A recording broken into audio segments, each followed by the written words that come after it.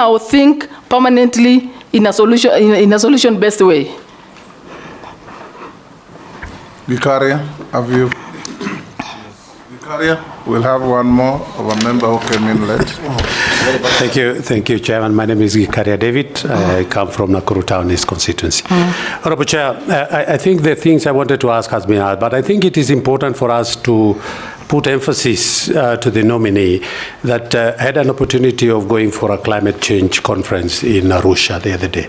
Honorable Speaker, when I reached Namanga, if you see the queue of vehicles from Kenya vis-a-vis the other side that are coming in, then you realize there is a problem. And I think it is important for the nominee to take charge and cognizant of that fact, that we can't have a smaller queue on the other side coming this side, and then a longer queue going on the other side. And this goes again to what Majority Leader has been saying. Maybe we need more information to the people in the transport industry and what we actually need for us to fast track our clearance at the border point. It is very unfortunate, Honourable Speaker, even when you go the other side, we were stopped. I think they just see a registration of a Kenya number.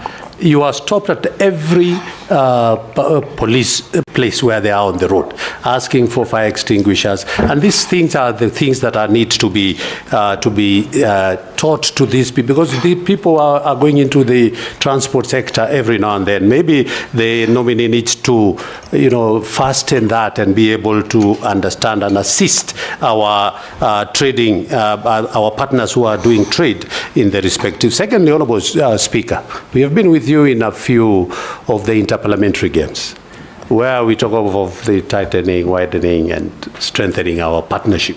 But it's only about sports and we go. And nothing much between interaction between the East African community on some very important issues that affect us. Of course, maybe it could be, it is important also maybe to have some session where members of parliament can sit together and exchange ideas on how to do trade, on how, and we had in the football section, Honorable Chair, is where we were talking about what the president, actually that is what is happening. The president has been insisting on this technical subject trainees graduation and the effect that it is having in Uganda. And I think that is what we need to push more as a community for us to be able to, and including, Honorable Chair, the Gen Zs has reminded us to remember our national anthem. They're saying if we can be able to say our national anthem, all the three stanzas. And when I went to look at that, Honorable, it speaks volume. The anthem for East African community anthem again is I ask a question or making a speech? I'm just a comment. Thank you. Yes, Mary. It's a slight addition.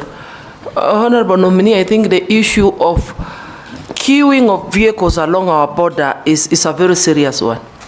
If you go to Busia border or Malaba, and sometimes there's a queue all the way to Bungoma, and it is causing a lot. Bungoma, to Tarbo, even to Tarbo. 65 kilometers of and it has caused a lot of disaster. Yes.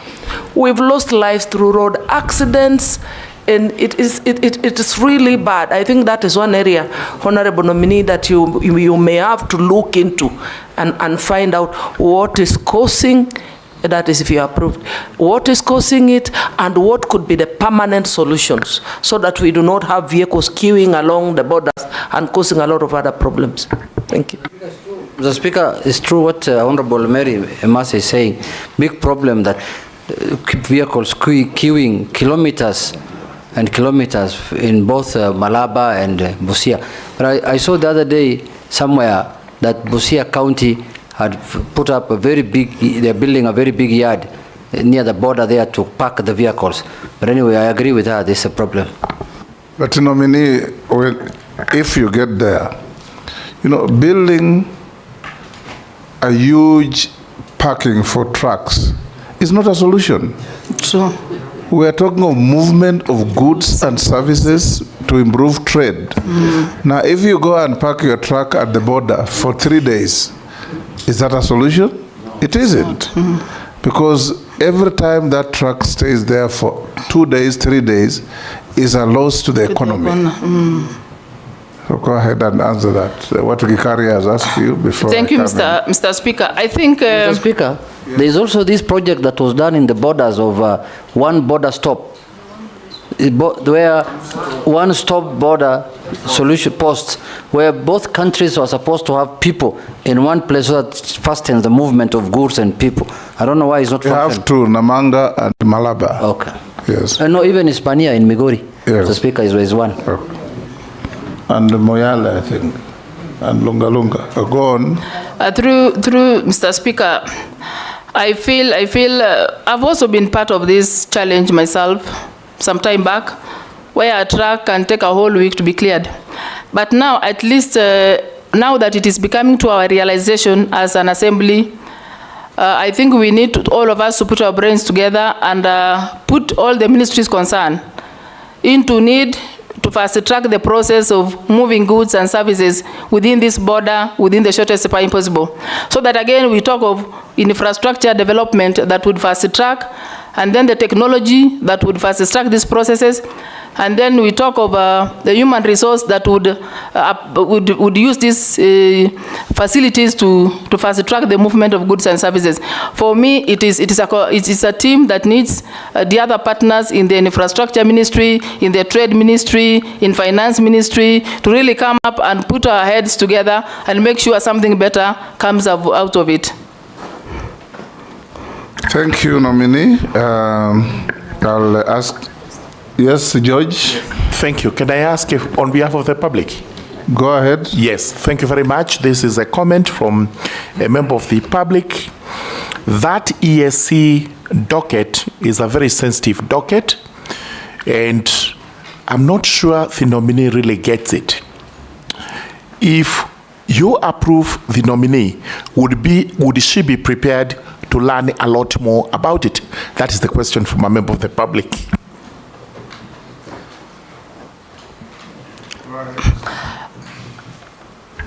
Through Mr. Speaker, actually where I'm coming from, as at now, or as of now, I have been, since the time of appointment, I was able to only have 4 days to prepare myself, grasp all about the ministry as an external person. As soon as I'm going to be approved by this committee, trust you me, that tell the whoever has written that, I have what it takes.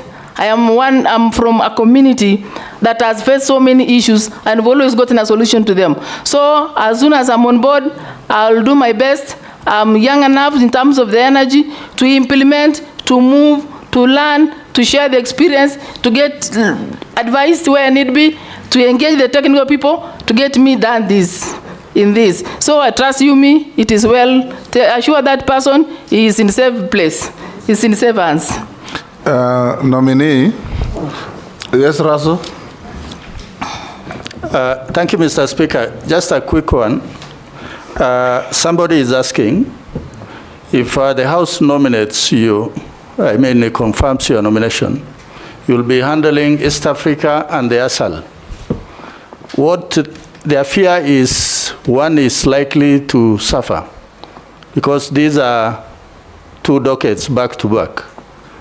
Will you just confirm to them that that will not happen? Thank you, Honorable Speaker.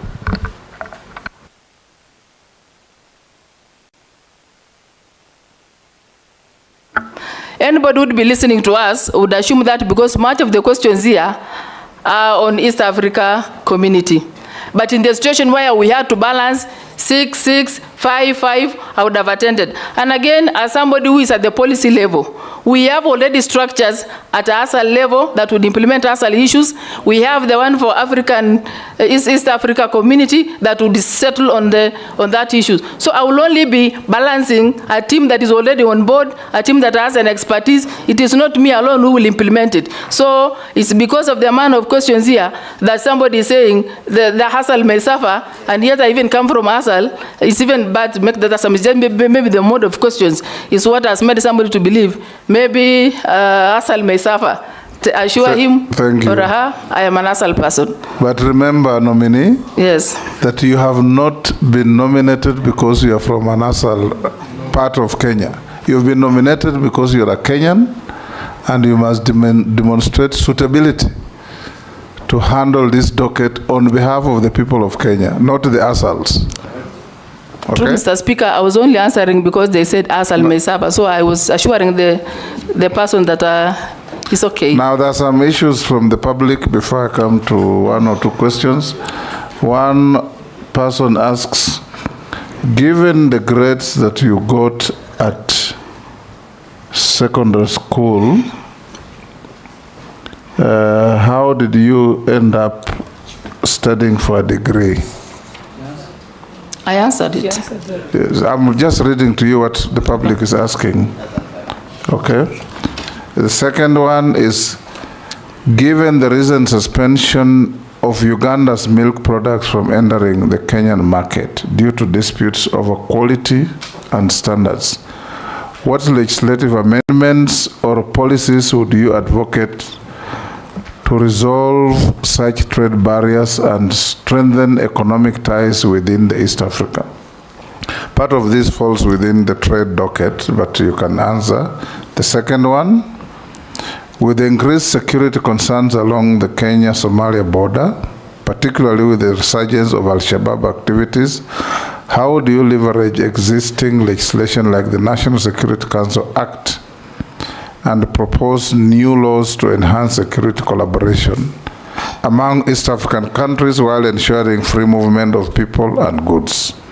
The next one, the disparities in economic development between Kenya and some EAC member states, such as Burundi and South Sudan, are significant.